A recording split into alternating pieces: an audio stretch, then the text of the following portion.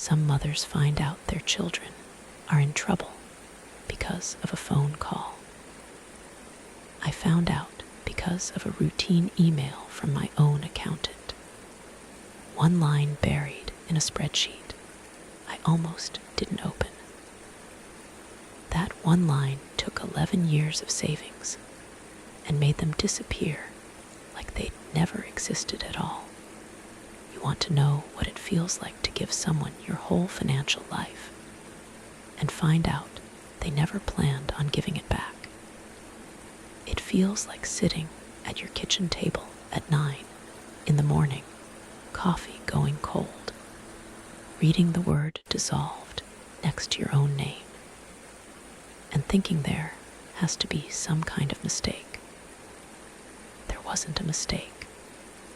That was me, 58 years old, staring at a screen, realizing the ground I thought I was standing on had been gone for months. My name is Marion Kessler. I spent 30 years as a claims adjuster before I retired, which meant I spent 30 years reading fine print for a living, catching the sentence buried on page 4 that changes everything. You'd think that would have made me suspicious by nature. It didn't. Not with family. Never with family. My own mother raised 4 of us on a factory floor wage, and a temper that came from having nothing left to give by the time she got home. I don't say that to blame her. She did what she could with what she had. But I grew up counting exactly how much was left in the jar after rent, and I promised myself that if I ever had the means, nobody I loved would ever feel that particular kind of empty. Not my daughter. Not anyone she chose to marry. I kept that promise for 26 years. And then, on a Wednesday morning in early spring, that promise turned into the worst month of my life. Welcome to the channel. Before we get into it, keep this in mind. Every person in this story had a chance to be honest with me. Every single one of them chose the paperwork instead. Hit that like button and drop a comment telling me where you're watching from. Let's get into it. It started 3 years earlier with a business plan spread across my dining room table. My daughter, Rachel, had married a sharp, restless young man named Trevor 2 years before. Trevor had an idea, a logistics software platform for regional trucking companies, the kind of niche, unglamorous business that actually makes money if it's run right. He had the technical skill. He didn't have the capital, and the banks weren't interested in a 29-year-old with no track record. I had a retirement account with 11 years of disciplined saving in it. Money I'd built dollar by dollar out of a modest claims adjuster salary. And I had a promise I'd made myself back when I was a kid counting coins in a kitchen. So, when Trevor sat across from me with his spreadsheets, and his eyes lit up like he'd swallowed a light bulb, I didn't think twice.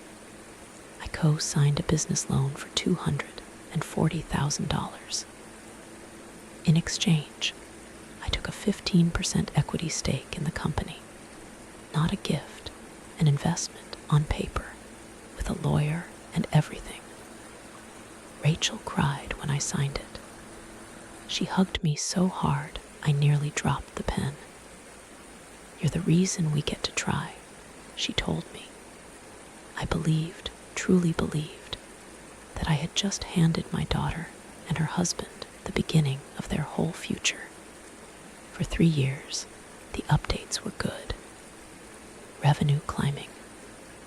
New contracts. Trevor sent me quarterly summaries, cheerful little reports with charts trending the right direction. I never once asked to see the underlying books. Why would I? He was family. Rachel was family. 15% of something that was clearly working felt like the smartest thing I'd ever done with my money. The email that broke it open wasn't even addressed to me directly. My accountant, a meticulous woman named Deb, who'd handled my taxes for a decade, forwarded me a routine annual disclosure form the company was legally required to send its equity holders. She added one line at the top. Marion, did you know about this restructuring?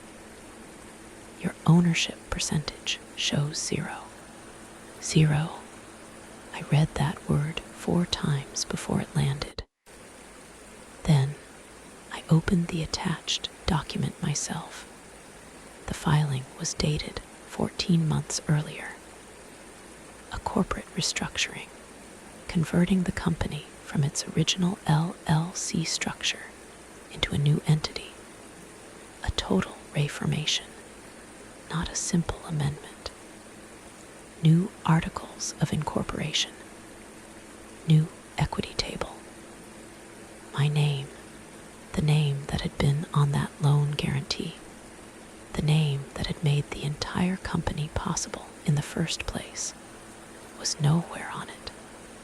Not diluted, not reduced, erased.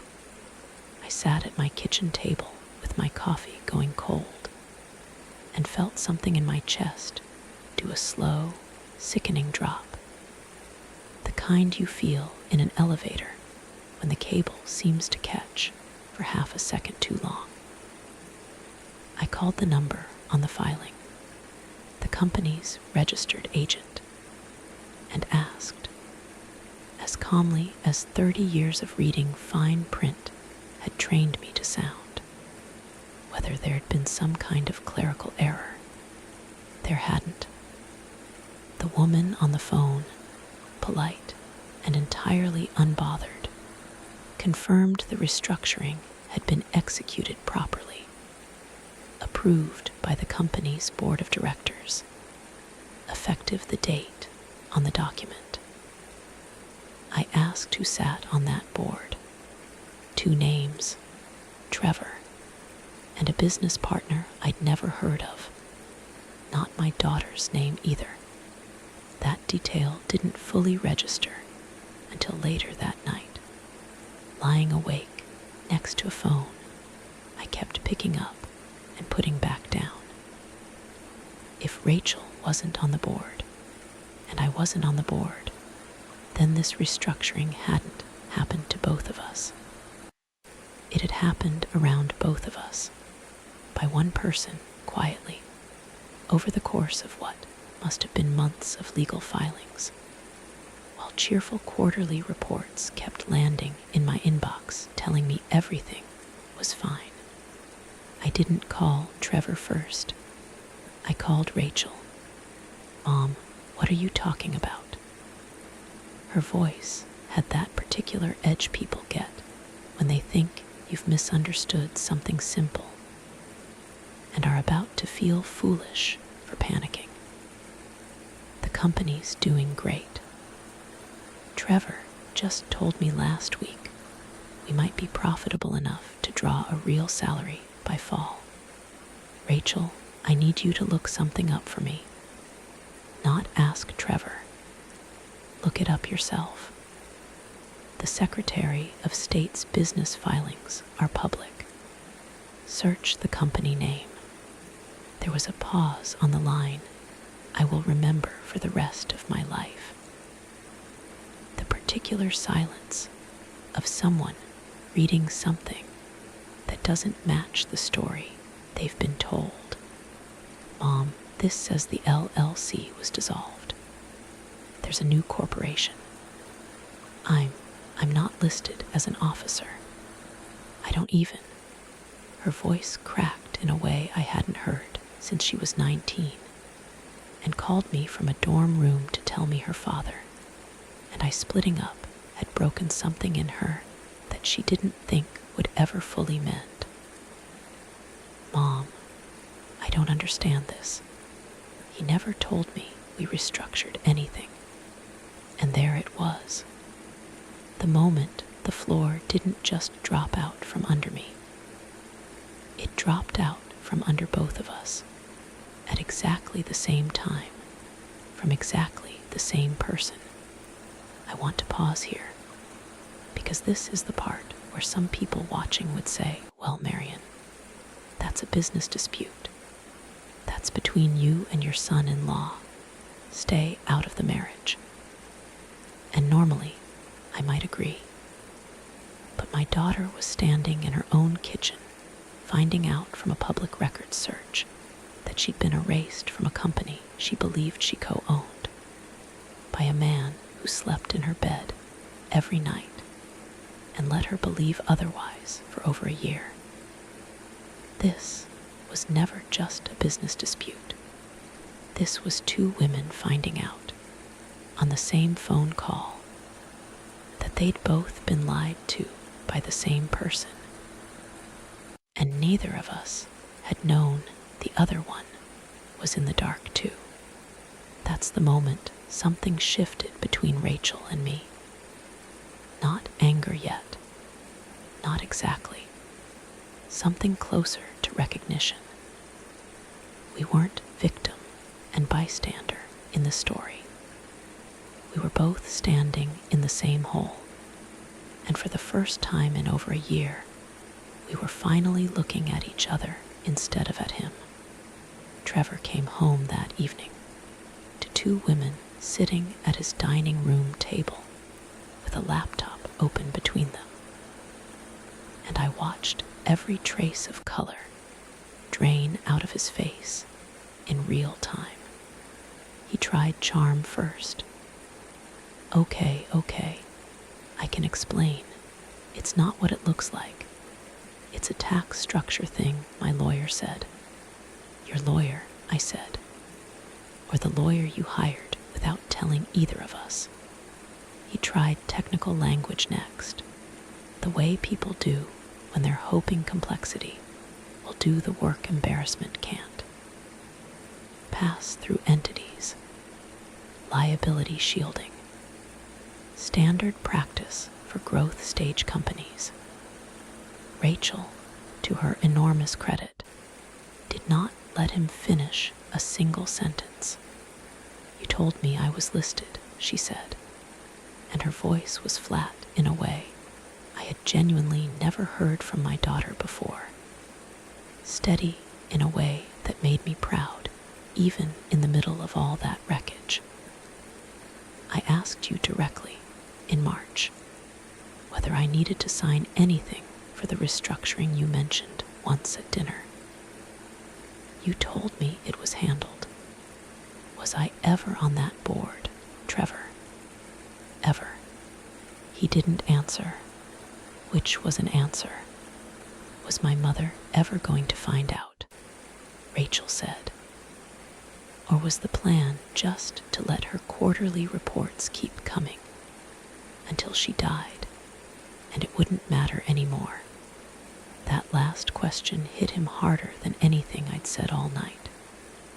I watched him actually flinch, and I understood then, with the kind of clarity that only comes after the shock burns off, that this hadn't been panic, or a mistake, or some tangled legal misstep he'd meant to fix. This had been a plan, executed patiently, over months, banking on the fact that neither of us reads corporate filings for fun, banking on trust doing the job that vigilance should have. He tried one more angle, the oldest one in the book. You're going to let your mother turn this into a whole thing. It's not that big a deal. It's just paperwork. The company's fine. Everyone still gets their money eventually. It's my retirement, I said quietly. 11 years of it. It's not paperwork. It's my whole life, On a piece of paper you decided I didn't need to see. I didn't yell. I want to be honest about that, because I've thought about it a great deal since. Some part of me wondered if I should have. But 30 years of reading contracts teaches you something rage never can. The person who stays calm is the one who's still thinking clearly enough to build a case. And sitting at that table, watching my son-in-law's excuses curdle into something uglier and more desperate with every question, I realized I was no longer just a betrayed mother-in-law. I was, whether he understood it yet or not, exactly the kind of person he should have been terrified to lie to. Rachel didn't sleep at Trevor's that night. She came home with me, and we sat up until nearly 2 a.m. at my kitchen table, the same table where I'd first read that word, dissolved, that morning. Only now there were 2 laptops open instead of one, and 2 women instead of one quiet, stunned retiree. I still have access to the shared drive, Rachel said. He never revoked it.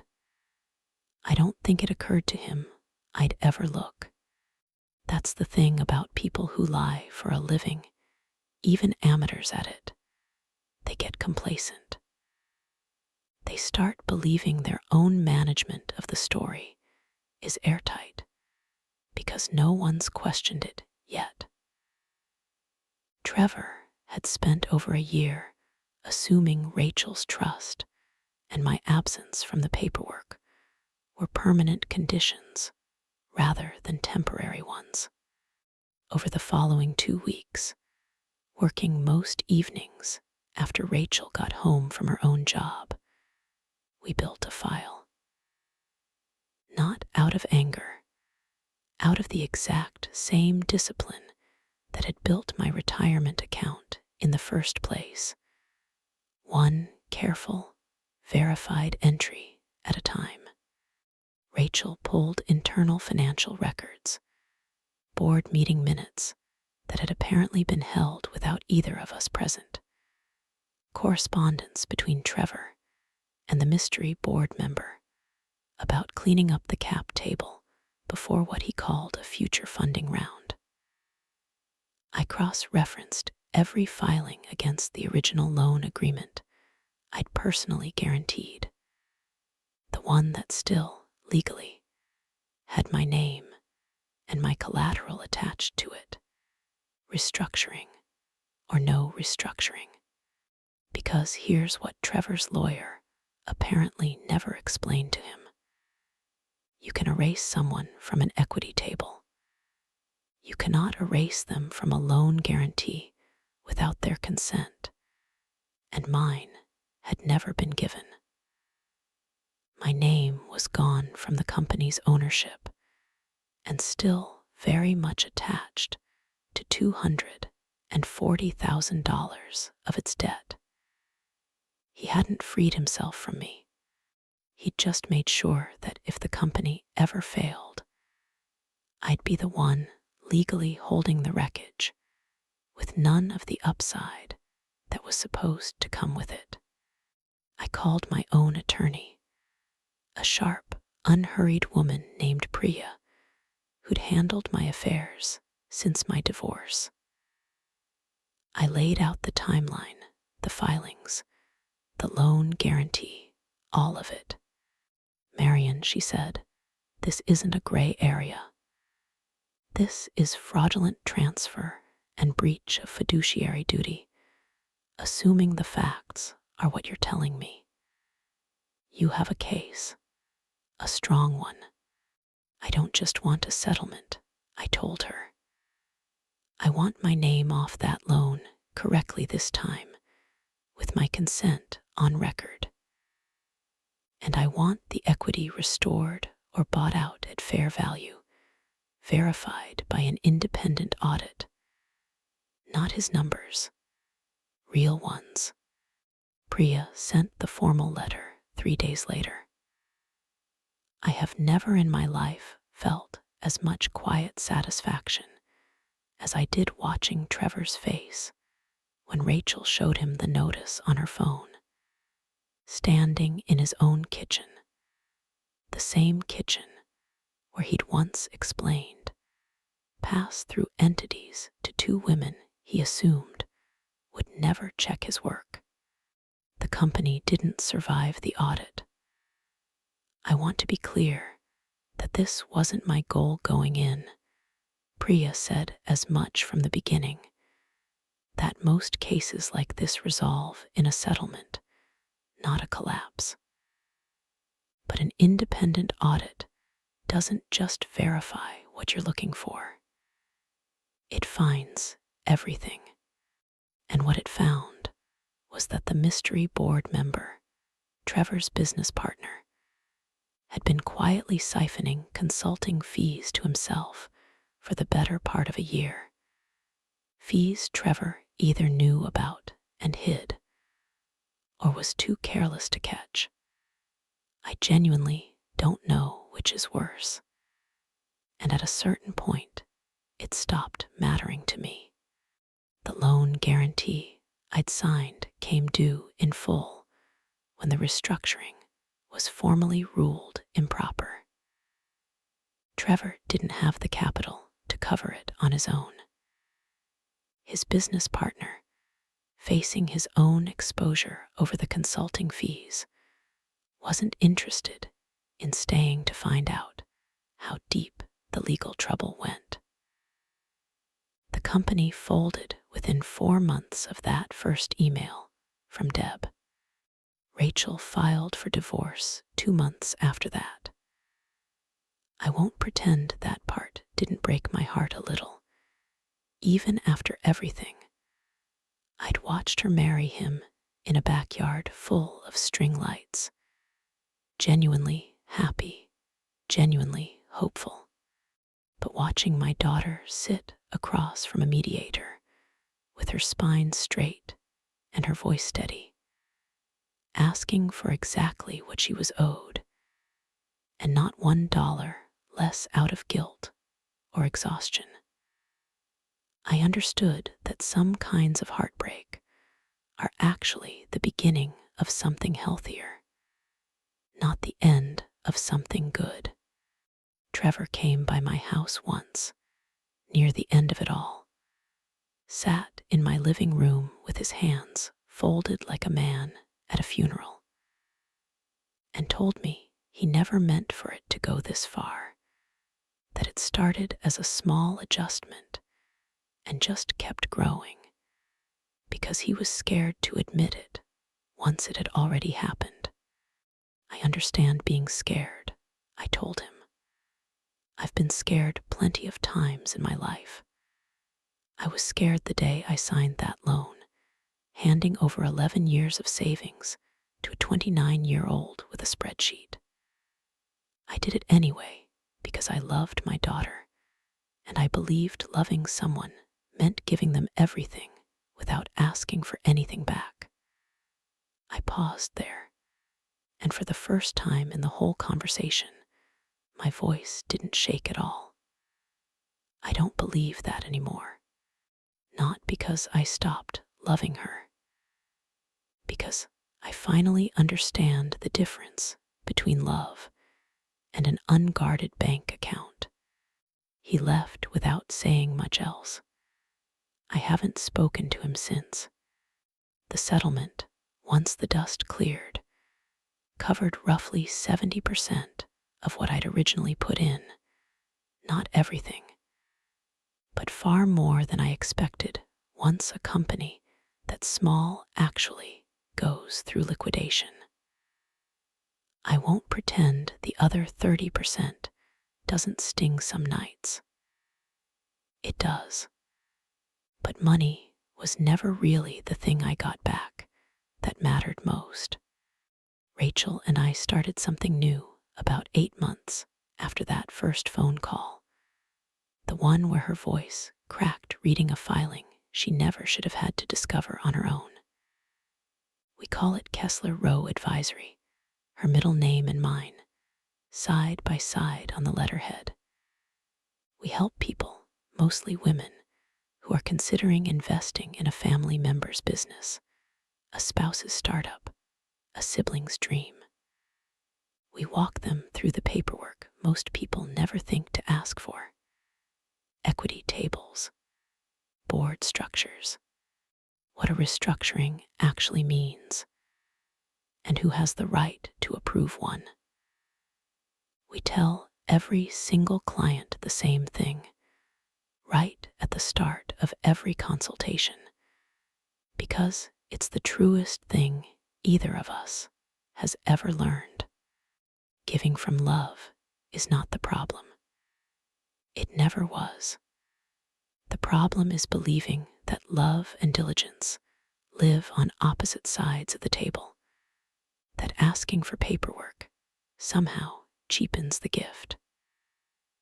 I spent my whole life believing that real love meant giving everything and never once checking the fine print, because checking felt like keeping score, and keeping score felt like something my own mother did when there wasn't enough left in the jar to go around. I understand now that I had it backwards the whole time. Checking the fine print isn't the opposite of love. It's what protects it. You can give someone your whole heart and still ask them to sign the paperwork. In fact, if they truly love you back, they'll be the one handing you the pen. Rachel and I sit in that little office most weekday mornings now, coffee actually hot for once, going through some other family's paperwork before they hand over their life savings to someone they trust. Some nights we talk about that first evening at the kitchen table, the 2 laptops, the file we built together out of nothing. But stubbornness and 30 years of reading fine print for a living. And I think about my own mother sometimes too, the woman who never gave enough because there was never enough to give. And I think she'd understand, in her own way, why I finally learned to keep something back for myself. Not out of love running out. Out of love, finally, learning where the paperwork belongs. If this story meant something to you, hit that like button, subscribe, and tell me in the comments where you're watching from.